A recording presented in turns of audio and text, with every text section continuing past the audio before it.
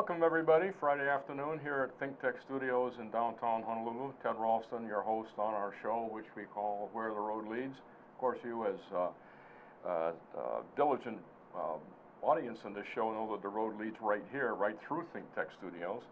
But today's topic will be called Mapping the Road Ahead. We're thinking about how we think about that map, what options we have to generate that map, what's the quality of that road. How do we measure the quality or the progress towards achieving that road?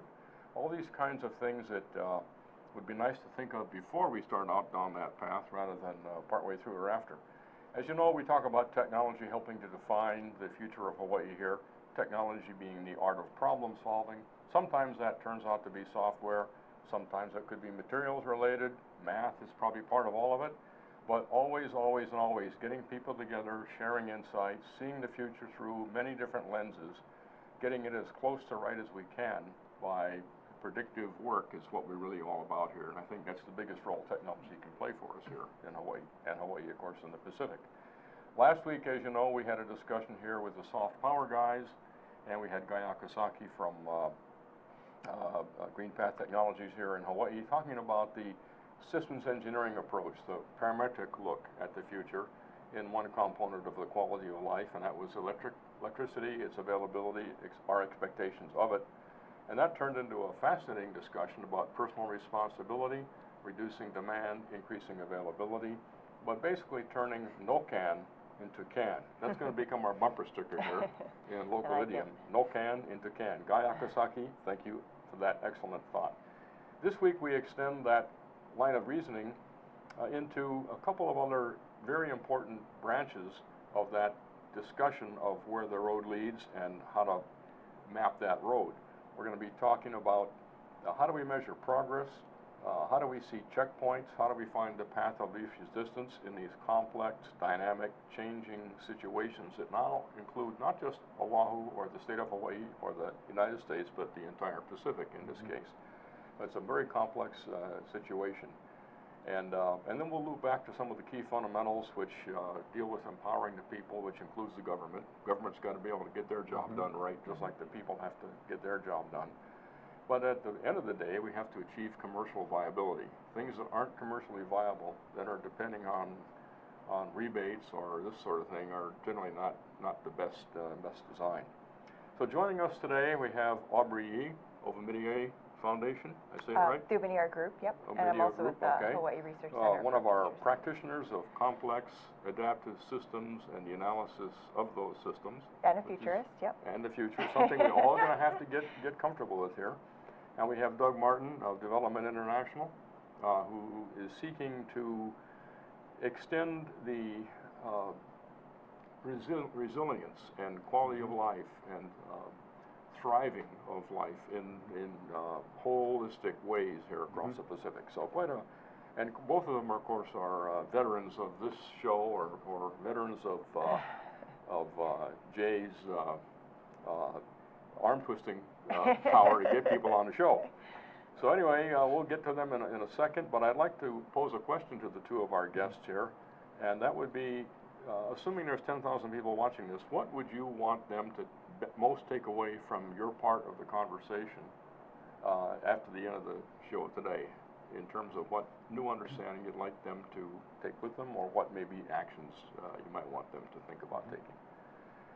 So without further ado, let me turn it over to Aubrey Yee and have you describe your background and how Omidyar fits in the picture and what you guys are thinking about and how that addresses the subjects we're talking about here about the road ahead. Do you want me to answer that question you just asked first? At the end. We'll answer the question at the end. The answer you have at the end might be different than the answer you have now after you hear Doug talking. Yeah. Well, I do a few different things. Right now I'm the project lead for the Hawaii Quality of Life project, which is through the Omidyar Group.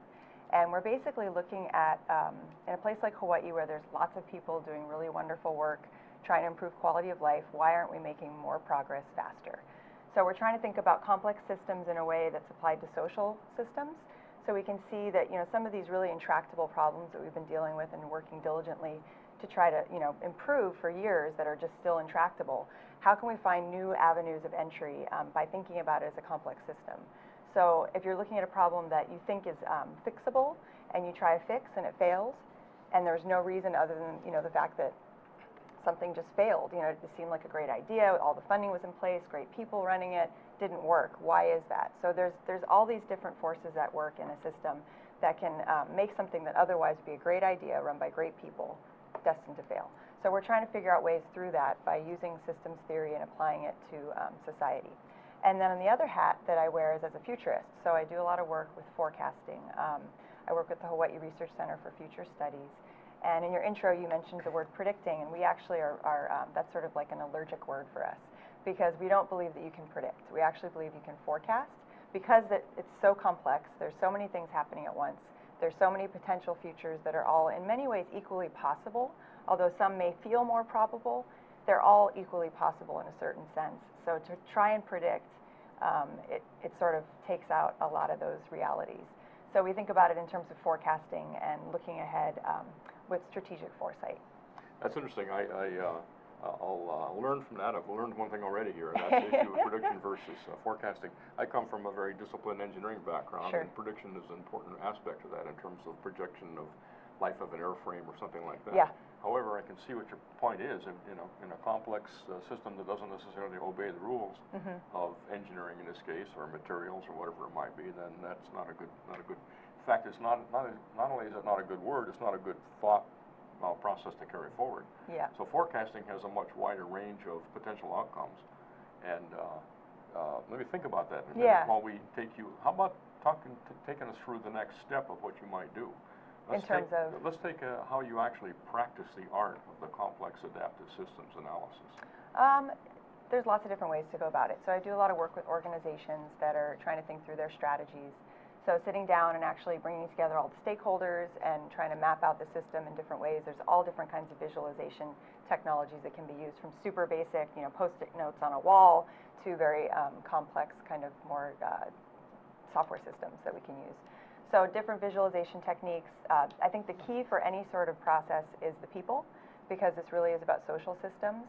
So we can talk about facts, we can talk about data, that's all very important, but at the end of the day, what really drives a social system is narrative and lived experience. So it's bringing people to the table that discuss their narratives, that talk about their lived experience, their personal expertise of their life, and bringing that to bear so we can see how the system actually interacts in practice. Because we can think it's one way, but when you get everybody together and actually talk about it, it's something very different. You mentioned software at the beginning of that last session. Is there modeling software or some form of computational intelligence or something like that that's used to help see your way through these things? I don't know many of them personally, because I'm more on the kind of getting together, facilitating groups side of things, but there are a lot of different software systems out there. One that I do use is called Kumu, and it's basically a really great software for visualizing systems maps, and it's available online for anyone who wants to register to try that out. Kumu sounds interesting. Obviously, it's got a Hawaiian orientation Yes. to it in terms of. Is that software locally It's created by Jeff and Ryan Moore. Ryan lives here locally. Jeff lives kind of halfway between here and San Francisco. He's back and forth. But yeah, it is from their local roots. Interesting. I was just thinking as you're saying this in terms of the forecasting and such. We've got this situation of sea level rise. We've got global warming and these things. And we hear reports that even in a very local area, windward side where we all live, there's coral bleaching going on just because of the several degrees warmer that the water's been the last 6 weeks or so. Yeah. So that's a good indicator of the type of stress that the marine environment's going to be dealing with. We have the fragility of the marine environment. We have the watersheds being turned into developments. We have the fish being chased away because we've got better and better fish finders and fish hooks and things.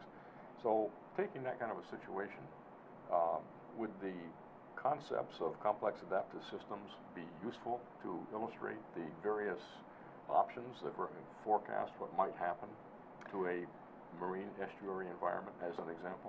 Yeah, I mean, potentially. It depends on if you're trying to look at the real hard science of what's happening in terms of, the degrees of sea level warming. I mean, that would be kind of a different process. But if you're trying to look at something like, say, a marine estuary and the people who depend upon it for, say, fishing or subsistence, or the interrelated systems that are around that estuary that are interacting with one another, that might be something that the kind of mapping that I do would look at. So we would bring in the hard sciences, you know, evidence of, okay, these are the things we're dealing with in terms of the projections for climate change and what this might do to fish populations, but we'd be looking more at the social impacts of that. So mapping out how does that affect the people who rely upon this ecosystem, who interact with this ecosystem, more of that kind of work. And here in Hawaii, that's probably less the situation it is in the Western Pacific, where Sure, islands where are people much more dependent on a sustainable basis. But there might be pressures between, you know, commercial fishers, local, right. you know, people who Sports, go out spearfishing right. for, you know, sport, that kind of a thing. Those sorts of systems come into play as well. So. Those issues are happening on the island of Molokai, for example. Even this weekend with the Molokai canoe race, the Molokai fishermen are not happy with Oahu escort boats coming over and fishing out the Molokai waters. So we'll see those issues extend here as time goes on. Greg Nakano, who we all know, who is not here today, but you're out there somewhere, Greg, I know that. He's thinking about that same problem as it will apply in the Western Pacific Islands, where populations are on the seacoast, they are dependent. As the temperature rise and the water rise effect occurs, they've got nowhere to go. So at some point in time, we'd like to pry Greg loose from his program at the university and have him sit here next to you, and let's talk about how this systems application might be useful in his work. Yeah, and it could be with science, right? So I mean, you're working hand in hand because you need the hard science just as much as you need the social science. So. Okay. Yeah. Well, this is fascinating, and it's something we're all going to have to, as responsible people, get our arms around. These complex, because it is complex. It isn't just me anymore, or our family, or even our street or our neighborhood. There's a dependence here that we're, like it or not, we're there. Yeah. And so understanding those things and understanding what the forecasting range of options is and what we can do about them. The more we can get people trained through what you do, the better off we're going to be. And I think that's the other reason why I like the word forecasting instead of predicting, because to me predicting sort of has a sense that there's an expert, quote unquote, who knows the answer that's going to tell you what you have to, you know, see in the future. Whereas forecasting is much more of a participatory process, and everyone has the capacity to forecast. To think about their own future and their collective future. So. The choice of words is really important. I think so. I guess you can put people off instantly by using the wrong term. Okay. Let's talk about how the development concepts that we've spoken of before, Doug, that is the empowerment and the empowerment both of government and of the populations, and of getting the right things done in the case of disaster response and this sort of thing, could benefit from this kind of thinking that Aubrey's leading us through. In terms of things that are around the corner here. We've got the Philippines to deal with. We've got other places that are in fairly desperate straits and situations. And so how would we apply this? Let's talk about that in that context when we get back from our first break here in about 30 seconds. Good. Aloha, my name is Kenneth Lawson. I'm your host here at Life in the Law. I'm really interested in law as I practiced it for 18 years before coming to Hawaii. I practiced criminal law and civil rights law on the mainland. Now I teach law at the University of Hawaii Law School, William S. Richardson School of Law, and I bring in guests who are very current on legal issues that affect your life here in Hawaii. Come and join me every Wednesday at 1 p.m. as we explore how the law affects you, how the law is changing, and why it's important that you should care about what's going on in your community. See you then. Friday afternoon, folks, and welcome to our back to our studios downtown Honolulu, ThinkTech Hawaii. This is the show we call Where the Road Leads. This episode is talking about mapping that road ahead. Ted Ralston, your host here. Our guests are Aubrey Yee of Amidiar and Doug Martin of Development International. To summarize where we were at the first session, we had Aubrey take us through a fascinating and new way to look at the future. Not predicting the future, but forecasting the various outcomes the future may hold for us, using something strange to a lot of people, perhaps called complex adaptive systems, and the various methods it contains to generate those forecasts. We talked about how social pressures, social forces between different cultures, different thoughts, and this sort of thing have to be considered as we go forward, and this is a method for doing that. Let's turn to Doug, who's got a lot of experience in this world of development, development in the international domain, and is principally interested in disaster preparedness, our resilience, and things that make populations less dependent on immediate recovery actions. How does the restoration and the preparation for those things, how would that benefit from the kind of analysis we're talking about here, Doug? I want to go back and talk about a couple of concepts that were mentioned previously and weave those into where we are in our approach to development. In my organization, Development International, we work in all industry sectors. We work with groups and communities all over the world. We don't specialize in any area. We specialize in partnering with stakeholders. And you mentioned the word empowerment. I think this is a key term because it's getting a lot of usage now, a lot of traction in development literature. And I think it's important that we look and see what we mean by empowerment. Traditionally, development projects have been where the donor runs the initiative. The donor determines what the needs are. The donor determines what the best solution for meeting those needs are, attracting the technical expertise to execute it, and putting together project plans to meet those needs. That's probably the perfect anti-definition of empowerment because it has nothing to do with the stakeholders. And Ted made an interesting comment about empowering the funders as well. And what we're looking at in Development International is very much a systems approach. And that's where this all comes together. It's a systems approach that leads to the empowerment.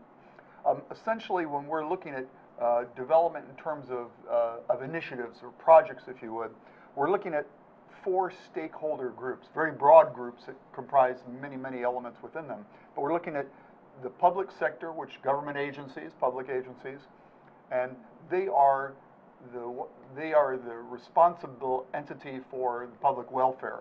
They're the policymakers. They're the ones that oversee the use of public funds. And generally, they're the ones that organize national approaches and initiatives to any kind of policy. Secondly, you have the commercial sector, which, as Ted made the comment before earlier, nothing works if it doesn't work in terms of business.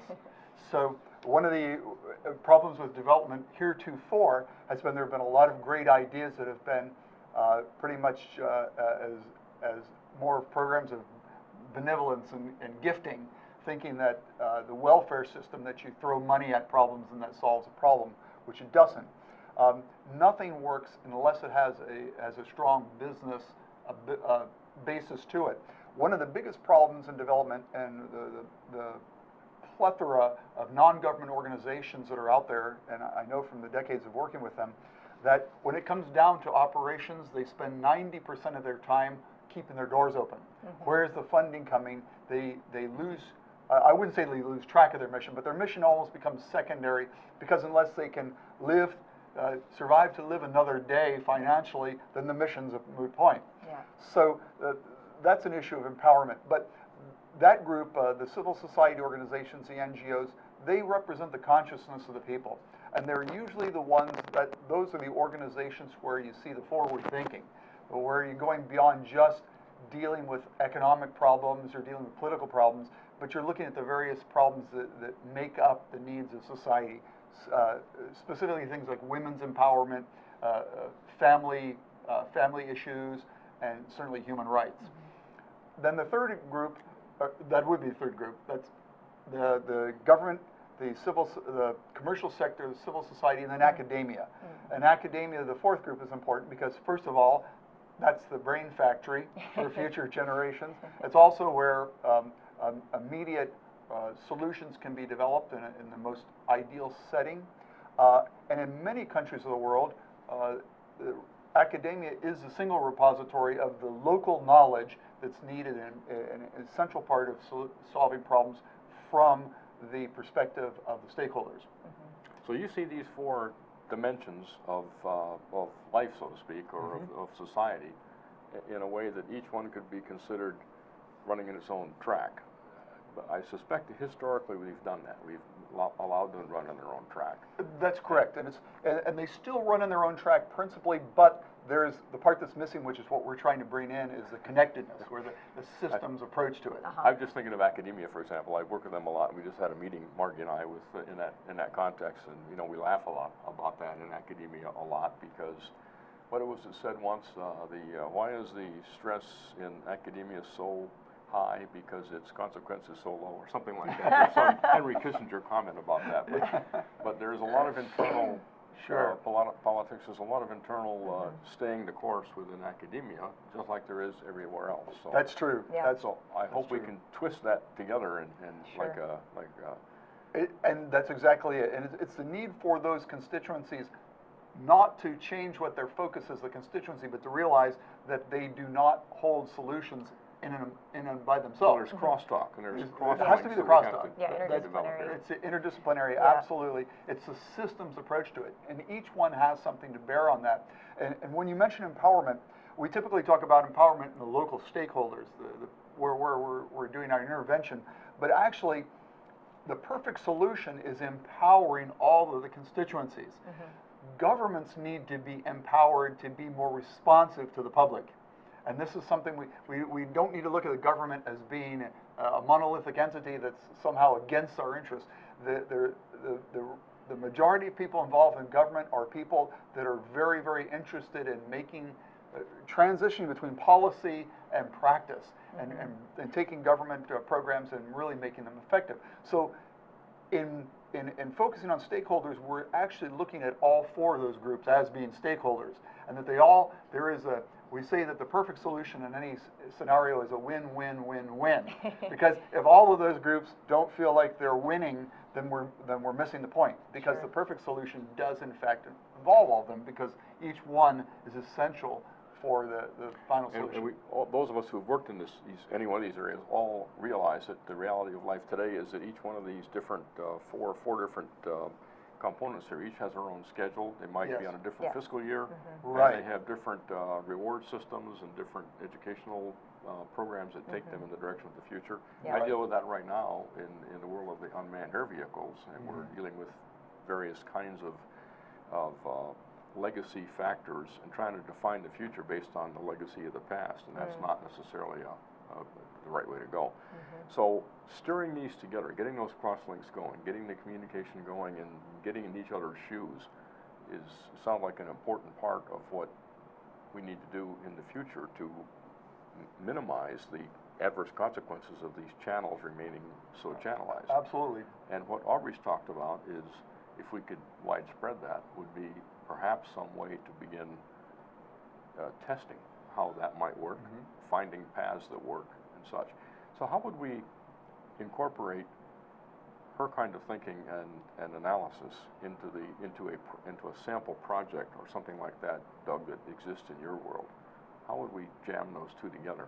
Sounds like you're kind of already doing it, right? I think that's right. I think we're identifying the need to do that. Yes, We've done that.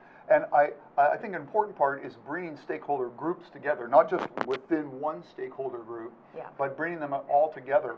We say that, for instance, when we look at implementing an actual project, a funding project, we say that our first task is to work with the local stakeholders, not only to assess what it is they need, but help them to sharpen their own ability to analyze what their needs are.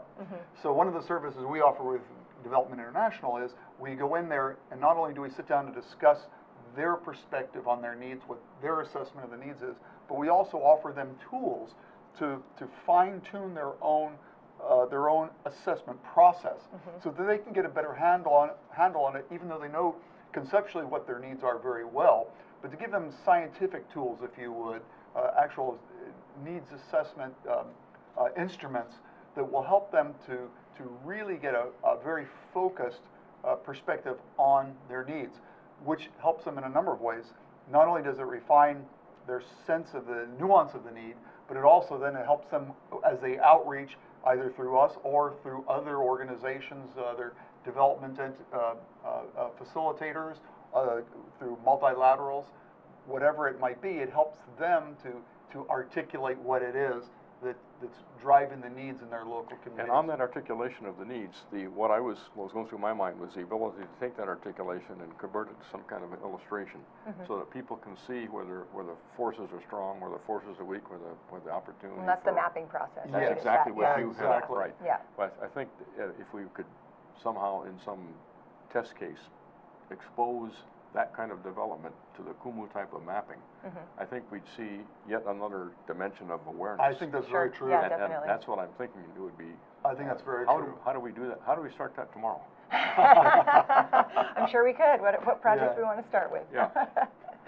No, I tell think that'd be us a great way to go. a little bit, can you I know we don't have any paper here or any whiteboards to write on, but can you, with your hands in the sky, describe Sure. what the Kumu software does and how it would take the situation Doug just discussed or described and illustrate where these stakeholder factors exist so that each stakeholder can see what the other is looking at from the perspective of these social forces? Can you?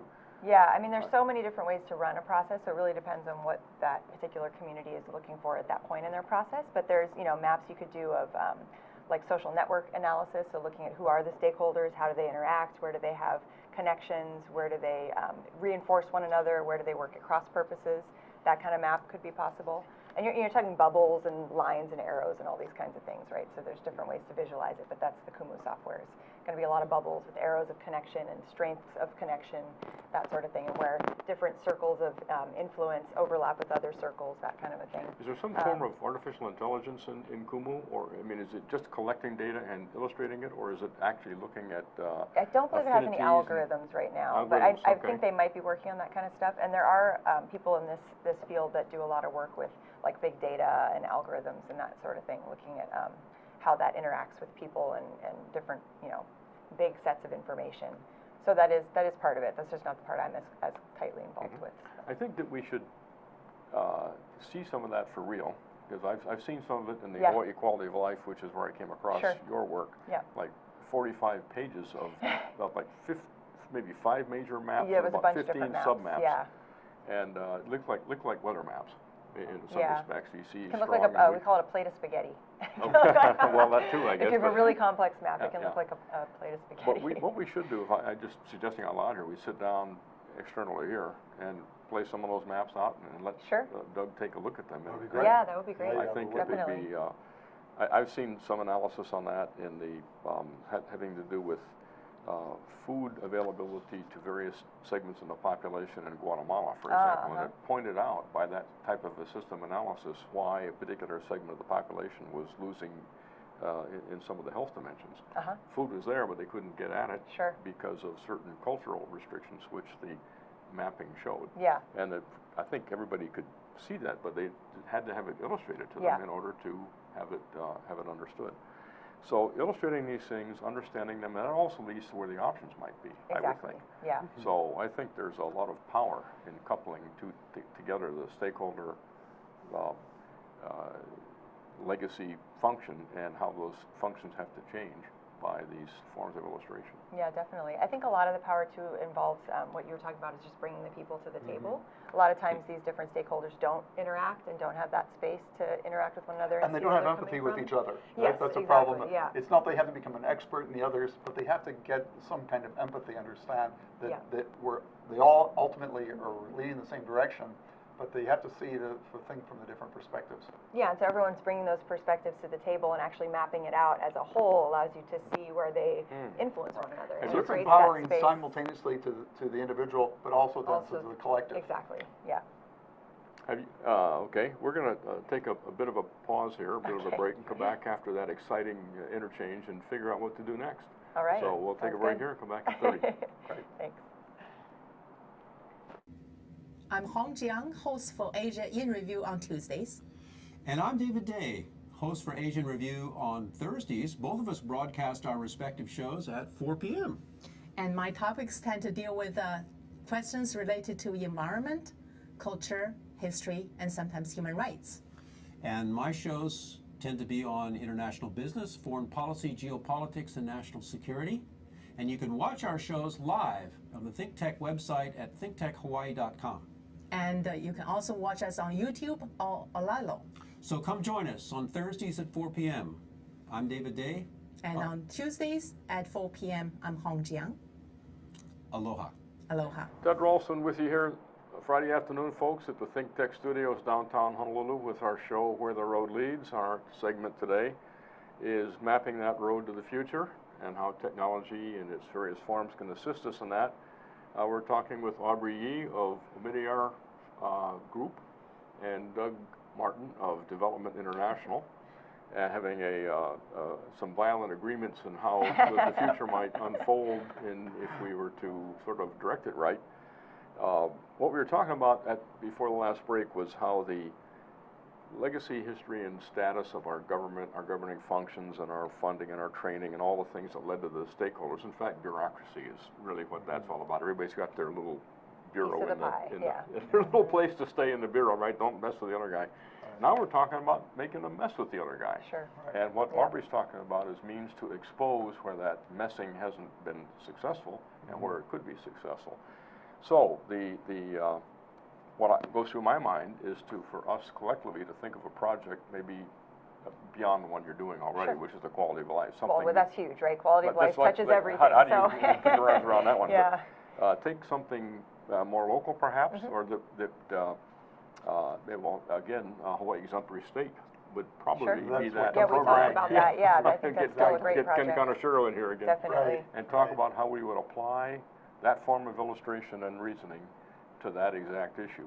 I think people would actually benefit from that quite a bit. I think a lot of people still don't quite get what Hawaii Exemplary State is, or how you measure it, or how you determine if you have enough, or where it's strong and where it's weak, and how you do that. So I'll take it on myself to get a hold of Ken, and we'll propose getting together off site somewhere. Yeah, because even a project that that big with that many different stakeholders, just mapping out the relationships among everyone involved would be really powerful. As you were saying that last time, I was thinking of something I tried at work where I used to work once. It wasn't successful, but we used to have these technology gatherings where every technology guy came in and gave this whole story. I said, why don't we cut the time down to 1/10 of what it is, because we're going through 35 PowerPoint charts, and just getting nowhere. Yeah. Why don't we have exchange of business cards, and I would give your pitch, you would give my pitch. I have half an hour to tell you what's important about my pitch. You have half an hour to tell me what's important about yours. I'll cut your 35 charts down to 3, and you cut my 40 charts down to 2, and get down to the nut of the issue by sitting in the other person's shoes.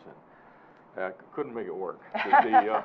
The legacy system was very strong, and the stakeholders weren't about ready to budge. Gotcha. But in Hawaii is unique. Hawaii may be more acceptable to that sort of nudging and a little bit of social pressure than other areas might be, just because of our history here. Yeah. And I'll throw one more example on the table. Hey, Jay Fidel, you got to do something about this host who talks so much.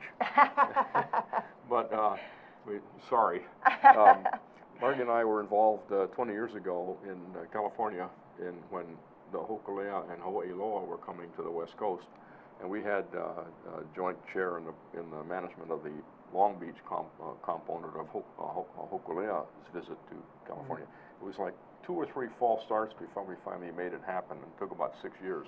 Wow. But in those three false starts over 6 years, all the Pacific populations got together and discussed from their own, initially from their individual perspective, and then from the group's perspective, what this voyage and this trip meant. And we talked about food preparation, talked about navigation, talked about science and technology and oceanography and this sort of thing.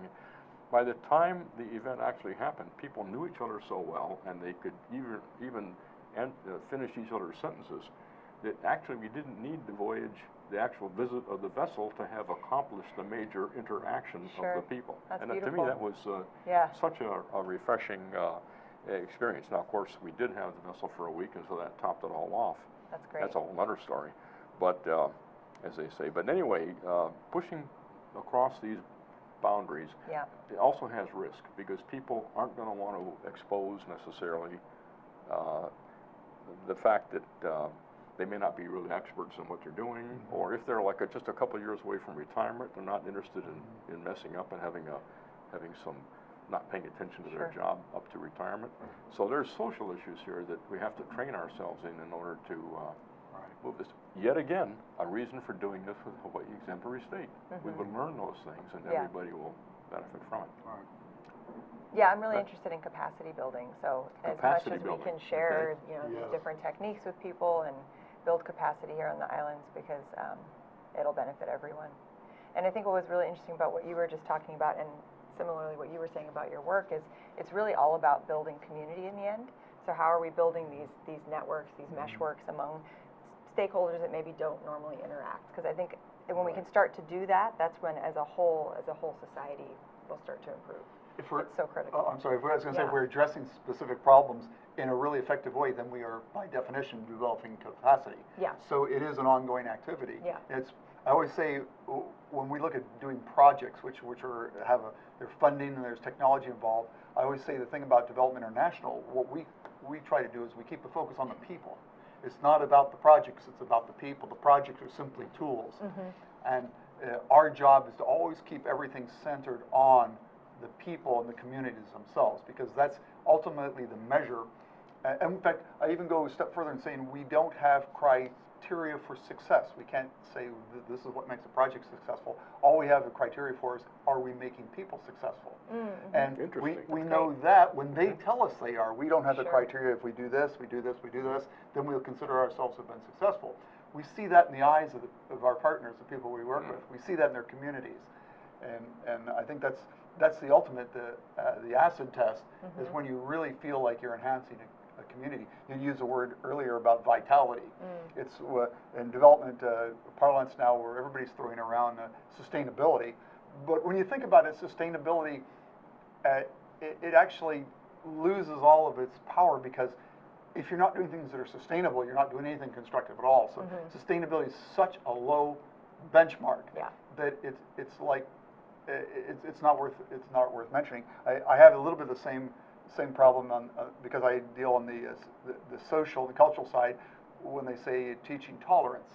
No offense to the people, I have a lot of aloha for the people that do that, but I've always found that rubs me wrong. Teaching tolerance, it's not tolerating other people, it's learning to see the positive in the interaction. Both of those examples you gave, the word thrive comes to mind as the end state. Thrive has a growth component to thrive. it. Right. We were sitting, Marty and I, in California at a exercise back a couple of months ago with a guy named Brendan Gill, a professor at the University of Central Florida. He was taking us through that same reasoning, and we were attacking the word sustainability as opposed to thriving. And the example that came up was a Kiawe forest or a Halekoa forest. The Halekoa or Kiawe will dominate their area, and they're sustaining just fine. Yeah, but that doesn't do anybody any Is that good. what you want? Right, exactly. That's not what you want. You want thriving, Exactly. which means diversity and a growth based on that diversity and thriving. Doug just mentioned something that was really interesting, the focus on the people. In the mapping solution that you're working with, people would have to find a way to see themselves in those maps. Definitely, so we have to have a personalization of those maps in some way that allows people to own the... Yeah, I think the process, as much as possible, needs to be participatory, so as many stakeholders as can be involved, and there's lots of different ways to do that. But yeah, I think that becomes critical for people to feel like they have buy-in, like it makes sense to them, you know, because it is all about their personal narratives. That's fascinating. How, besides the experience we might have with Hawaii exemplary state, how does the concept of the complex adaptive systems get put out in front of the public? How do we get the kids in the K through 12 to start understanding that as part of their daily, weekly, God, that would be great. semesterly I don't know, life? but let's figure it out, because I would love to see that as part of curriculum. Well, I would say that exemplary state, what it's done so far, it's built on the work that Ken Kaneshiro has done, and it started out with his GK-12 program. It was funded by the NSF, where they were looking at STEM education in the K-12 system in terms of, it was starting with project-based learning, but going beyond that, they were learning science by doing science, not this is what, if you know how to do science, this is what you can do later, but actually teaching the kids in the process of getting the kids to be participatory in ongoing research, to the point where they've even had kids that have published in peer-reviewed journals, and they've gone to contests.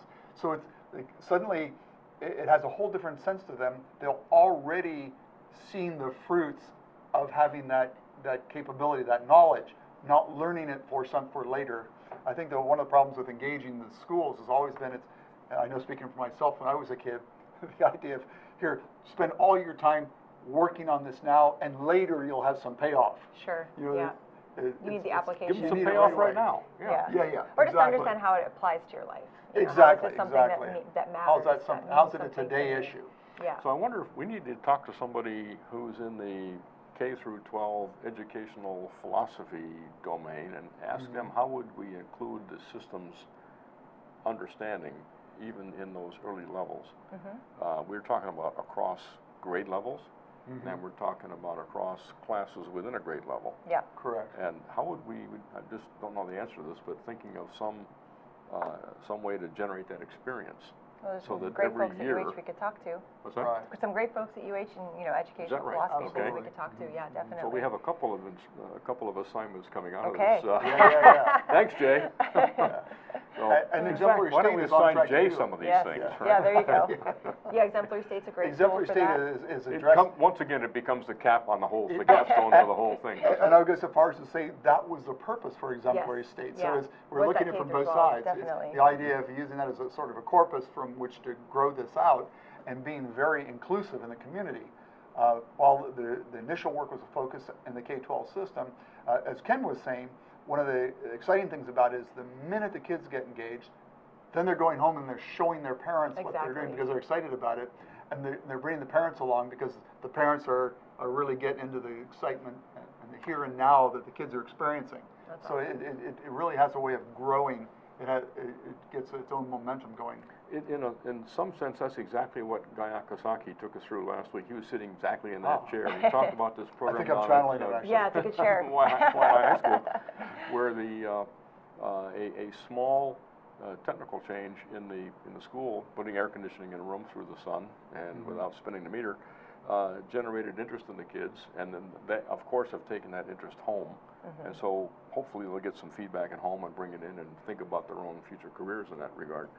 So there's a little goes a long way in these experiential aspects. So coming up with experiences that we can deposit into the educational system, to Sure. produce people who can think that way. Yeah. Because those of us who don't have brown hair anymore are going to be off the page after a while. Those young kids we need to bring up in those ways of thinking. Yeah, So definitely. we're approaching the end of our 45-minute period here, but I wanted to go back to the question we raised, at least I raised at the very beginning, and I love doing this to all of our guests, so please don't feel a lot of pressure, although it's okay to feel pressure if you want to. But there's a lot of people out there watching this. We've had these discussions at big picture and little picture over the last couple of months. What would you want the people to take away, the audience to take away from our conversation today, from the perspective of development, Doug, as you see it with regard to the systems, and systems as you see it with the reality of development as a parallel channel here? Let's go to girls first. Okay. Aubrey. Gosh, there's so much. I feel like what I most want people to take away is that despite, I'm sure we've thrown a lot of jargon around and words that maybe people aren't familiar with, but this is very accessible stuff, and it really is based in communities and based in people, and that everyone has the capacity to think this way, and really if we're all thinking this way more and more in terms of, participation and thinking about complex systems and thinking about forecasting in the future, and we're going to be creating a better future together, and that's really what it's all about in terms of the work that I do and what drives me. So just really finding ways to engage with these different ways of thinking about the world. I like Whether that. it's, So a jargon-free. Yeah. Okay, that's cool. I Inclusive. try, but it's like you've done your work for so long that you didn't take forget long it's to even jargon. jump into it. Right, we get jargon-free. We've got inclusive. We've got participative, forecast oriented, and It's about still building personal community. responsibility Yeah. in a building capability Yeah. capacity. Yeah. Okay. And so what we'll think is that the complex systems method of analysis will help us see that picture, Sure. and illustrate it, and go forward. And do better Great. forecasting. Doug? I want people to think about development in a much broader sense than typically it is. Development is not about something we do over there. Uh-huh. And with the sort of a byline that we use in Development International is we say we're in global development, which is community empowerment. And community empowerment itself on a massive scale is global development. They're one and the same. It's just the area, the focus of it, whether it be whole system or the parts of the system. The other thing about it is that all societies, every community in the world is simultaneously a developed society and a developing society. Oh, yes. The only difference is the qualitative difference in what we're developing and what we're developed in. We all, the same analogy with people, when we talked about getting around to solve problems at the table, we have our own expertise that we bring. The same thing with the societies. Every society has something to offer the collective whole of humanity that no one else has. And it's recognizing that. One of our problems from a Western tradition is because we're good at things, we tend to judge things in things. You sit down with for instance, an indigenous community and say, well, you got here on a car or on a bus, we did that, or you flew in, we did that. You get in an accident, you go to hospital, we did that. It's very easy to point to the things that Western society has put forward, but everybody has something to contribute to it. In fact, from a traditional perspective, we are missing the very things that to people who are from a more traditional perspective think are the greatest indicators of quality of life. So no matter how great we are at the things, we've missed the major points. So what we need to do, the takeaway you want to have the people here is to understand that as much as we're a thing-oriented society, it's a value statement that is really the important part here. That's correct. And we can expose that through the quality of life analysis and the systems approach that you're going to teach us about. And everyone has a say in that. Exactly. That's the important part of it. Yeah. When I used to do a lot of consulting on cultural programs in the schools, and you'd say, well, how do I get my kid to be better? Well, for instance, you can read to your kid. Well, but I don't read. That's okay. Ask your kid what they read today. It's the engagement. It's the reaching out and engaging. It doesn't matter what your skill level is. In fact, it's not about skills in the final analysis. It's about commitment. It's about interest. You show interest in, and we all know if you worked in schools, it's the teachers that show interest in the kids that are successful teachers. And with that as our closing comment, we have our assignments. We're going to go talk to Ken Conashiro again. We're going to think of an experiment here, how we can tie these together at some level within the Hawaii exemplary system. And once again, Ted Ralston, our host, your host on Where the Road Leads, and our fine guests, Aubrey Yee, Doug Martin, both veterans of the show, and I think we'll see you on the show again in the future. I thank you very much. Thank you, Ted. And have a nice weekend, all of our people. See you next week.